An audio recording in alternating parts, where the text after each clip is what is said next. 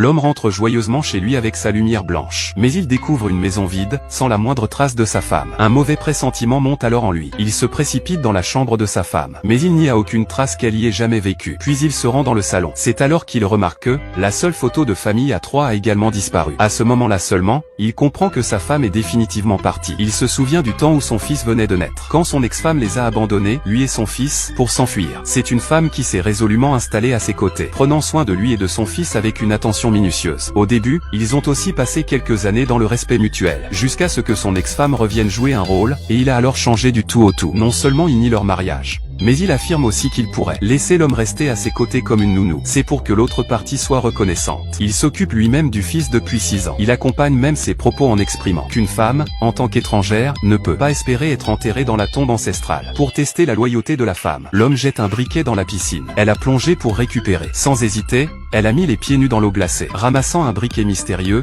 toute trempée et en désordre. Tout le monde se moquait d'elle, disant qu'elle était une idiote irrécupérable. Mais ils ne savaient pas que maintenant, leur moquerie allait les surprendre. La réalité est si ironique, parce qu'elle prenait soin de son mari et de son fils sans hésitation. Ce n'est pas par amour pour elle, mais pour tenir sa promesse au grand médecin. Il y a 6 ans, l'amant de cette femme était en danger de mort. Un vieux médecin l'a ramené d'entre les morts. En guise de remerciement, la femme est venue chez le président du groupe Shen, Jubuchuan, avec son fils Shen Jini, à ses côtés pour les soigner pendant 6 ans. Voyant que les 6 ans touchaient à leur fin, l'ex-femme que le président n'a jamais oubliée, est aussi revenue à la maison. Les regardant se comporter comme s'ils étaient seuls au monde. La femme non seulement ne se met pas en colère, mais elle va même en cuisine leur préparer 8 plats et une soupe. Cependant, la femme intrigante ne reste pas tranquille. Elle est venue à la cuisine, et a renversé de l'eau bouillante sur la femme. Le bruit a attiré le président. La femme sournoise a menti, en disant que la femme était jalouse et s'était énervée. Elle n'a aucun droit de s'énerver contre toi. J'ai toujours nié son existence avec Jingyi.